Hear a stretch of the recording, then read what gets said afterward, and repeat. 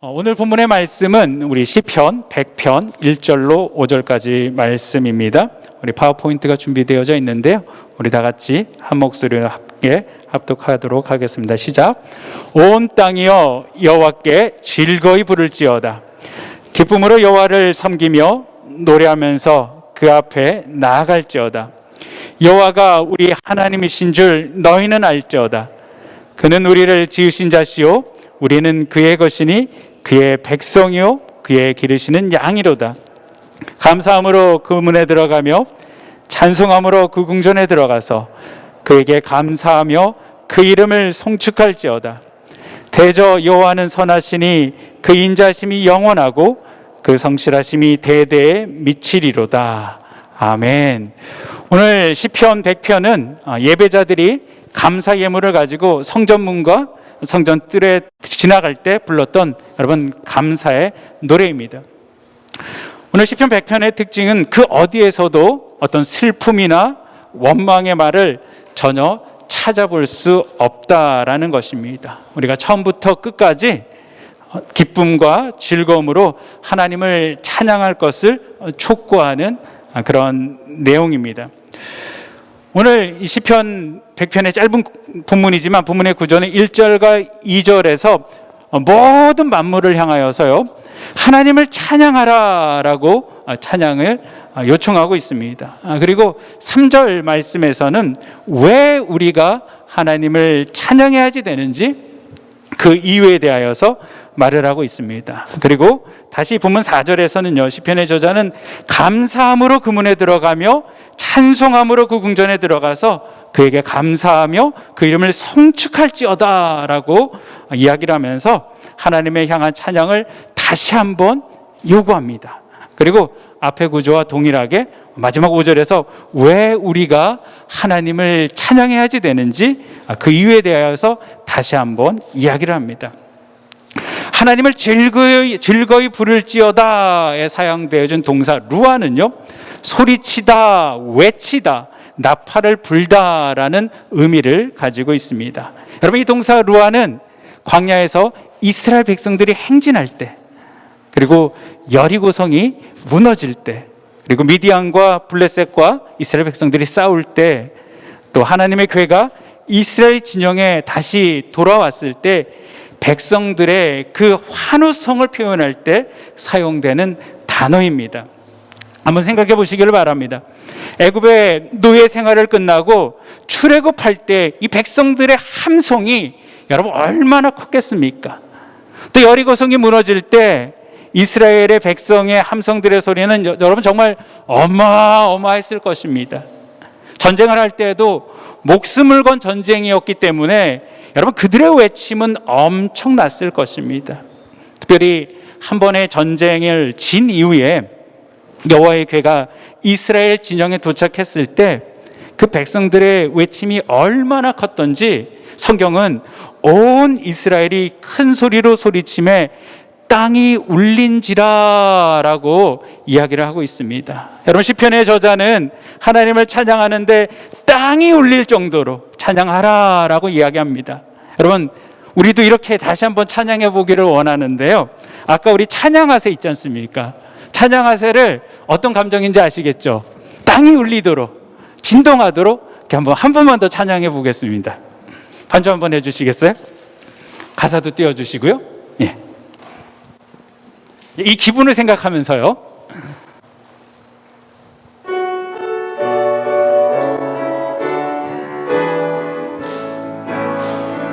찬양하세, 찬양하세, 찬양하세.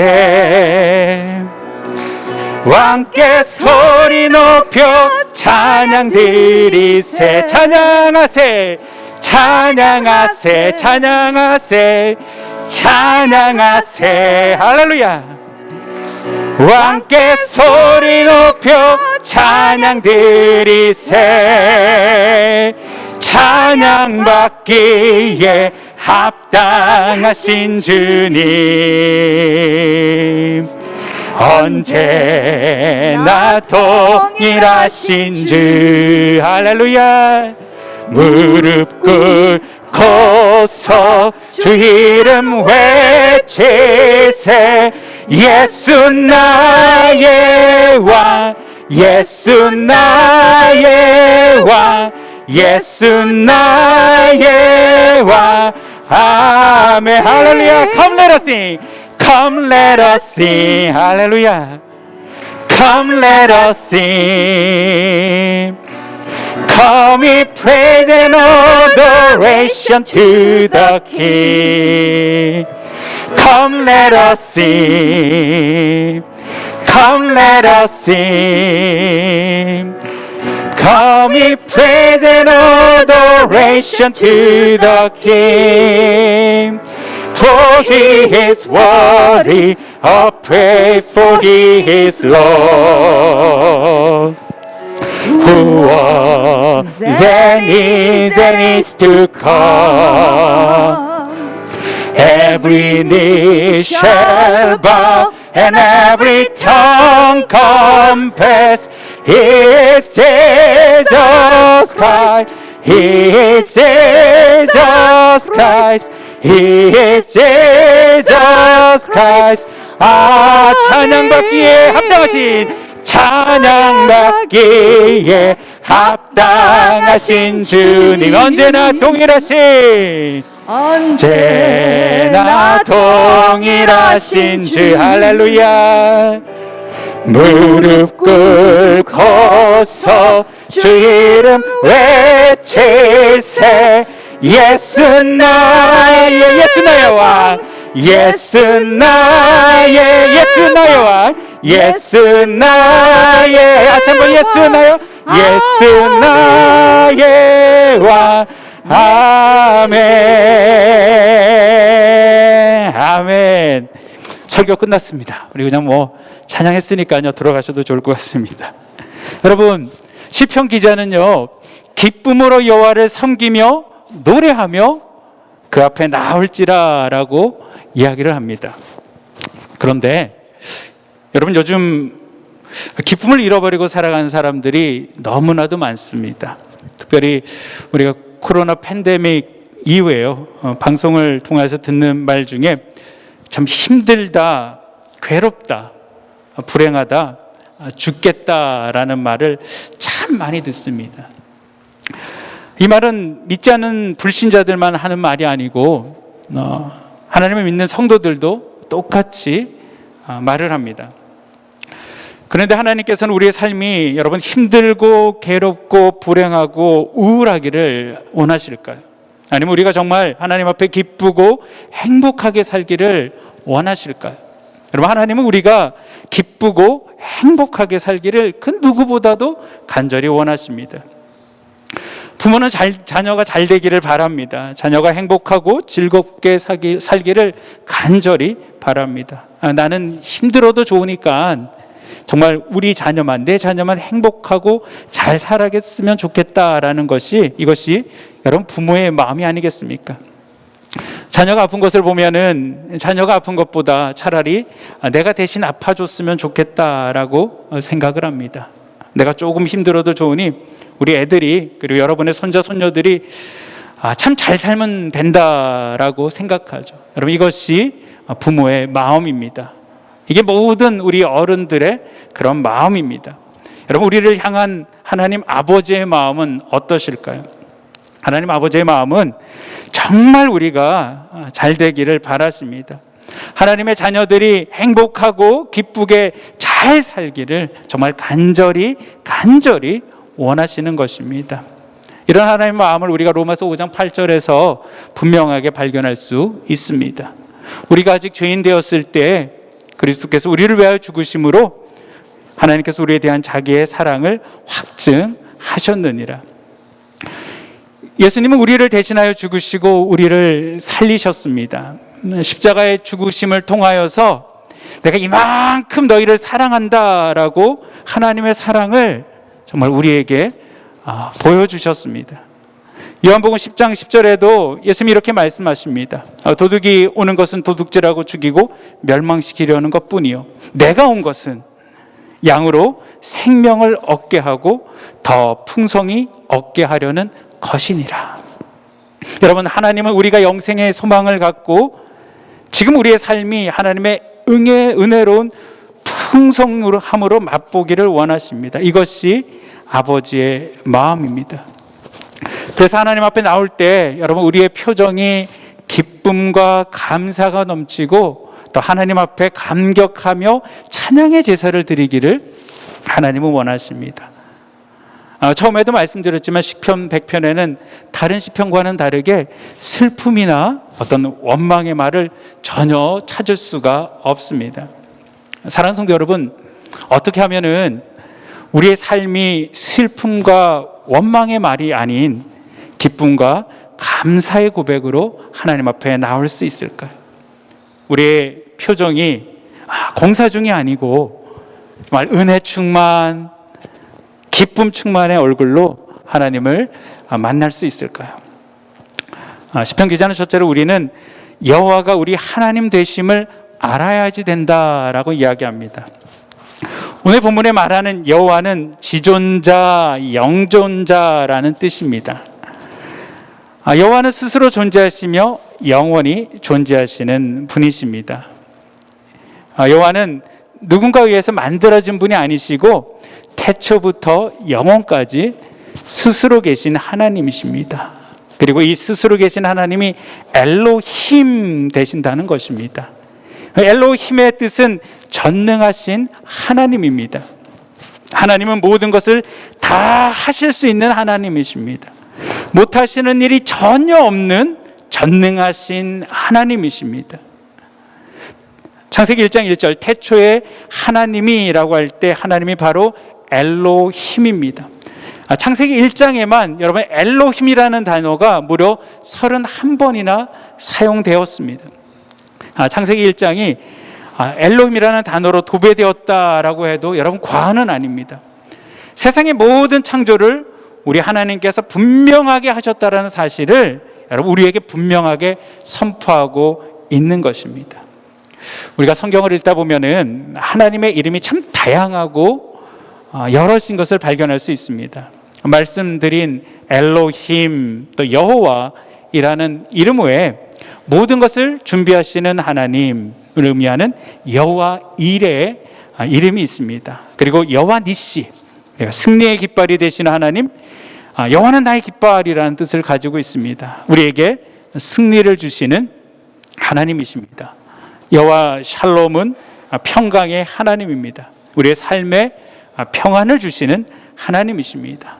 여호와 삼마는 거기 계시는 하나님, 여호와 라파는 치료하시는 하나님을 나타냅니다. 여러분, 이 외에도 성경에는 약 20여 개의 하나님의 이름이 기록되어져 있습니다. 성경은 왜 하나님의 이름을 이렇게 다양하게 여러분 말할까요? 그것은 하나님의 하나님 되심을 어떠한 한 이름으로 표현할 수 없기 때문입니다. 그래서 여러 가지 다양한 이름들을 통하여서 하나님이 어떤 하나님이신지 우리에게 분명하게 보여주시는 것입니다. 때문에 여러분 우리가 하나님의 이름을 이해한다라는 것은 하나님을 더 많이 알아가는 그런 일입니다. 그래서 시편 9편 10절에서는 여호와여 주의 이름을 아는 자는 주를 의지하오리니 라고 고백을 합니다. 그런데 여러분, 하나님의 이름을 안다라는 것은 단순히 배워서 지식으로 아는 것이 아닙니다. 성경에는 안다라는 것을 체험적으로 관계적으로 아는 것을 이야기합니다.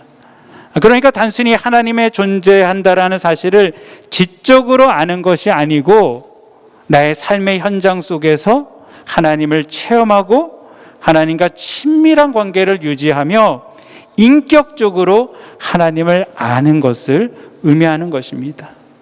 그래서 고난을 통과해 하나님을 알게 된 욥은 이렇게 고백을 합니다. 내가 죽게 대하여 귀로 듣기만 하였사오나 이제는 눈으로 주를 배움나이다. 여러분, 이렇게 하나님을 체험한 사람들, 즉 하나님의 이름을 아는 사람들은 억울한 일을 당하거나 때로는 불의한 자들에 의해서 견딜 수 없는 고난을 당할 때 정말 어린아이가 그 부모를 찾듯이 하나님께로 달려가 의지하게 되는 것입니다. 시편의 기자는 그 하나님을 경험하고 신뢰하기에 기쁨으로 하나님을 찬양하지 않을 수 없다라는 것입니다. 큰 소리로 하나님을 찬양하라 라고 말하지 않아도 여러분, 하나님을 경험한 성도, 하나님과 친밀한 관계 가운데 있는 성도는 온 정성을 다하여서 하나님을 찬양할 수밖에 없습니다.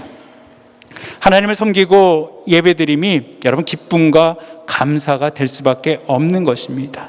오늘 본문에서도 시편 기자는 저와 같이 기쁨으로 여호와를 섬기라라고 말하고 있습니다. 여러분, 기쁨과 섬김은 왠지 서로 조화를 이루기에는 조금 힘든 말처럼 보입니다.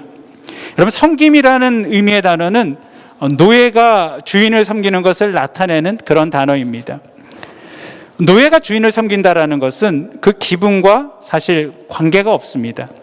내가 불쾌해도 어찌할 도리 없이 섬겨야 되는 것입니다. 사람이 사람을 섬기는 것에는 강한 자가 약한 자를 억압하고 착취하고 학대하는 것이라는 의미가 그 배후에 깔려져 있습니다. 한국에서는 그것을 갑과 을의 관계라고 이야기를 합니다. 여러분, 갑과 을의 관계에선 기쁨으로 섬길 수가 없습니다. 억지로 마지못해서 형식적으로 섬깁니다. 그러나 여러분, 우리가 하나님을 섬기는 것은 이것과는 전혀 다릅니다. 어떻게 보면 하나님과 우리의 관계는 정말 완전한 갑과 을의 관계처럼 보입니다. 그러나 여러분, 하나님께서는 창조주이시지만 그 권세로 우리를 억압하거나 착취하지 않으십니다. 우리를 학대하지도 않으십니다. 오히려 우리를 긍휼히 여기시고 풍성한 은혜를 주시며 삶의 위기 가운데서 우리를 구원해 주실 뿐만이 아니고 모든 쓸 것을 공급해 주시는 참으로 자비로우신 분이십니다.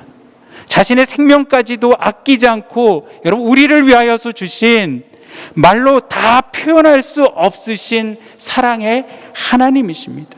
여러분, 하나님의 무한하신 사랑과 자비로운 가운데 우리가 그 가운데 있을 때 우리는 하나님을 섬길 때 기쁨으로 섬길 수 있는 것입니다. 기쁨으로 우리가 주의 일을 감당할 수 있는 것입니다.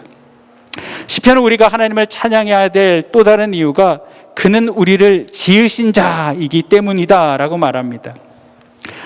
하나님 우리를 지으셨고 우리는 그의 소유된 자들입니다. 성경이 분명하게 우리에게 반복하여서 가르쳐 주시는 것은 나의 모든 것이 하나님의 것이다 라는 것입니다. 나는 단지 하나님의 청지기일 뿐입니다. 여러분, 나의 생명, 나의 시간들, 나의 재산들, 이 모든 것이 내 것이 아니고 다 하나님의 것입니다. 하나님께서 모든 것을 하나님을 위해서 사용하라고 잠깐 나에게 맡겨주신 것입니다. 이사야서 43장 1절 말씀에 보면은 야곱아, 너를 창조하신 여호와께서 이제 말씀하시느니라. 이스라엘아, 너를 조성하신 자가 이제 말씀하시느니라. 너는 두려워 말라. 내가 너를 구속하였고 내가 너를 지명하여 불렀나니 너는 내 것이니라. 우리의 소유권이 여러분 하나님께 있다라는 것은 얼마나 큰 축복인지 모릅니다. 제 딸 예담이가 어렸을 때 교회가 새 건축을 하고 있을 때였습니다. 제 마음속에 이 건축 헌금에 대한 부담이 계속 생겼습니다. 근데 지금도 그렇지만 미국 생활이라는 게 한 달 벌어서 한 달 겨우 살 수 있는 그런 형편이었습니다. 마음은 간절했지만 여러분 드릴 물질은 없었습니다. 그때 생각난 게 예담이 돌잔치 때 우리가 받았던 돌반지들이었습니다. 그래서 와이프와 상의를 하고 돌반지를 하나님 앞에 드리면서 제가 굉장한 기도를 드렸습니다. 하나님, 제가 이 자녀를 풍요롭게 키울 수는 없습니다. 그러나 우리 하나님은 풍요로우신 하나님이십니다. 앞으로 이 자녀에게 필요한 모든 것들을 주님 공급하여 주시옵소서. 괜찮은 기도 아닙니까? 여러분, 제가 예담이를 책임지는 게 좋겠습니까? 아니면 하나님이 제 딸 예담이를 책임지는 게 좋겠습니까? 여러분, 가끔 제가 예담이에게 이 얘기를 해줍니다. 하나님께서 너의 삶에 필요한 모든 것을 공급해 주실 거니까 걱정하지 말아라. 여러분이 여러분 본인의 인생을 책임지시는 게 좋으십니까? 아니면 하나님이 여러분의 인생을 책임져 주시는 게 좋으십니까? 하나님은 우리를 값주고 사셨습니다. 엄청난 대가를 지불하고 우리를 사셨습니다. 하나님이 독생자의 외아들의 목숨과 우리의 목숨, 나의 목숨을 바꾸셨습니다. 그러므로 하나님에게는 여러분 우리가 얼마나 존귀한 존재인지 알아야만 합니다. 여러분 우리는 예수님의 생명만큼 존귀한 그런 존재들입니다. 그래서 우리 하나님께서 우리를 끝까지 책임지시겠다라는 것입니다. 내가 세상 끝날까지 너희와 항상 함께 하겠다라고 약속하신 것입니다. 이 사실을 여러분 우리가 분명하게 할 때 우리가 어떤 상황 가운데서도 기쁨으로 하나님을 찬양할 수 있는 것입니다. 여러분 그리고 시편 기자는 하나님께서 우리의 왕 되시기 때문에 우리가 하나님을 기쁨으로 찬양할 수 있다라고 말을 합니다. 하나님은 우리의 왕이십니다. 왕 되신 하나님은 온 세상을 다스리는 분이십니다. 우리의 통치자 되십니다. 왕 되신 하나님께서 우리의 어려움들을 살피시고 내 고통에 귀를 기울이시며 나와 함께 하시고 여러분 내 삶을 책임져 주십니다. 여러분 왕 되신 하나님께서 우리를 통치하실 때 우리는 모든 흑암의 권세의 공격으로부터 능히 이기고 승리의 삶을 살 수 있습니다. 그러나 내 삶에 여러분 내가 왕이 되어서 내 생각에 옳은 대로 사는 것이 아니고 겸손히 낮아져서 주님께서 나를 다스릴 수 있도록 내 삶의 왕의 보좌를 하나님 앞에 내어 드려야만 되는 것입니다. 우리가 섬기고 경배하면은 통치받아야 할 분은 오직 하나님이십니다. 따라서 우리는 마땅히 하나님의 명령을 두려워해야 하며 하나님의 말씀을 절대적으로 받아들이고 또 하나님의 뜻을 이루어드리기 위하여서 최선을 다해야만 되는 것입니다. 왕이신 하나님을 높이며 하나님도 우리를 높여주십니다. 우리를 하나님과 함께 영원토록 왕노릇하게 하십니다. 그리고 하나님은 우리의 목자 되시기 때문에 우리는 하나님을 기쁨으로 찬양할 수 있습니다. 여러분 우리는 하나님 우리의 목자 되시고 우리는 그의 기르시는 양입니다. 시편 95편 7절은요. 그는 우리 하나님이시요 우리는 그가 기르시는 백성이며 그의 손이 돌보시는 양이기 때문이다 라고 말을 합니다. 하나님께서는 우리의 목자 되셔서 우리를 길러주시고 돌봐주시며 여러분 우리의 필요를 아시고 그 모든 필요를 공급해 주십니다. 여러분 과거에 부족함이 없게 하신 하나님은 지금도 우리를 부족함 없게 하시고요. 뿐만 아니고 앞으로도 부족함이 없게 하십니다. 시편 23편 2절에서 3절에 다윗은 이렇게 이야기하죠. 그가 나를 푸른 밭에 누이시며 쉴만한 물가로 인도하시는도다. 내 영혼을 소생시키시고 자기 이름을 위하여 의의 길로 인도하시는도다. 목자 되신 우리 하나님께 우리의 모든 것을 맡길 때 하나님은 저와 여러분의 인생을 은혜 가운데로 인도해 주십니다. 양은 눈이 어두워서요 1m 앞도 잘 내다보지 못하는 시력을 가진 짐승입니다. 길을 잃으면 골짜기에서 헤매다가 죽습니다. 스스로 살 길을 찾지 못하며 또 게을러서 먹고 눕기만 좋아합니다. 그래서 누군가 계속 운동을 시키고 훈련을 시켜야만 됩니다. 양은 목자의 돌봄과 인도함 없이 살 수가 없는 존재입니다. 그래서 양에게 좋은 목자는 밤잠을 자지 않고 양들을 돌보며 푸른 초장으로 쉴만한 물가로 그들을 인도합니다. 목자의 인도를 따르는 양은 모든 것이 풍족되며 여러분 절대적으로 안전합니다. 그러므로 양에게 있어서 목자는 전부다라고 할 수 있습니다. 우리에게도 여러분 양과 같은 습성이 있습니다. 우리는 한치의 앞도 알 수 없는 그런 존재입니다. 그리고 우리 스스로를 보호할 수 있는 힘이나 어떤 지혜도 여러분 우리는 없습니다. 참 기쁨과 평안의 길을 가는 어떤 생명의 길보다는 우리의 잠깐의 쾌락을 쫓는 죄의 길로 가는 그런 습성들을 다 가지고 있습니다. 그래서 우리에게는 목자이신 하나님의 인도가 여러분 그 무엇보다도 필요합니다. 여러분, 목자 되신 하나님을 따라가면은 하나님은 우리의 영혼에 푸른 풀밭, 말씀의 초장으로 인도해 주시고요, 우리에게 영혼의 양식을 먹이시고 우리에게 쉼을 주시며 우리의 영혼을 소생시키시고 여러분 회복시켜 주십니다. 그러므로 우리는 목자 되신 하나님께 모든 것을 맡기고 정말 의지하며 그분의 인도만을 따라야만 합니다. 끝으로 시편 기자는 우리가 하나님을 찬양해야 될 이유가 하나님의 선하심과 그 인자하심이 영원하기 때문이다라고 말을 합니다. 여러분, 하나님은 선하십니다. 선하다란 말은 우리가 흔히 생각하는 것처럼 여러분 착하다라는 뜻이 아닙니다. 선하다란 말은 구약 성경 언어인 히브리어 토브입니다. 이 토브라는 것은요, 좋다라는 뜻입니다. 하나님께서 세상을 창조하셨을 때 만드신 창조 세계를 보시면서 보시기에 좋았더라라고 말씀하셨고, 또 세상을 다 만드신 후에 보시기에 심히 좋았더라라고 말씀을 하십니다. 이때 쓰인 단어가 바로 좋았더라는 말이 토브입니다. 여러분, 하나님의 선하심은 완전하신 선입니다. 여러분, 하나님 보시기에 좋은 것입니다. 악한 것이나 흠이 조금도 없는 완전한 선하심입니다. 여러분, 하나님은 언제나 저와 여러분을 선하신 길로 인도하십니다. 그리고 우리에게 가장 좋은 것을 주시기를 여러분 기뻐하십니다. 가장 선한 길로 인도한다라는 말씀은 여러분 내가 원하는 길로 인도하신다라는 뜻이 아닙니다. 여러분, 마찬가지로 가장 좋은 것을 주신다라는 말씀 또한 내가 원하는 것을 주신다라는 것이 아닙니다. 로마서 8장 28절에 우리가 알거니와 하나님을 사랑하는 자 곧 그 뜻대로 부르심을 입은 자들에게는 모든 것이 합력하여서 선을 이루느니라 라고 말씀하고 계십니다.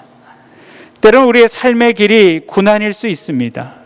때로는 내가 원하는 것과 전혀 다른 방향일 수도 있습니다.